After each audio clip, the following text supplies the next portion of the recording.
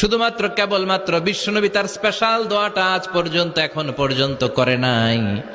বিশ্বনবী বলেন, ওয়া ইন্নী আখতাবিউ দাওয়াতি শাফাআতান লি উম্মতি ইয়াউমাল কিয়ামাহ। আমি আমার দোয়াটা, আমি আমার স্পেশাল সাপ্লিকেশনটা কিয়ামতের দিন কঠিন মুসিবতের কালে তোমরা যখন আমার স্পেশাল দোয়াটা ওই দিন করে আমি তোমাদের সুপারিশ করে জান্নাতে পাঠায়া দেব। সাহিবুশ শাফা, বিশ্বনবী ছাড়া কথা বলার মতো ক্ষমতা, স্পর্ধা, সাহস সেদিন কারো থাকবে না। চিৎকার করে বলেন ঠিক কিনা? আবার উনি সাহিবুল কাউসার, উনি কাউসারের মালিক।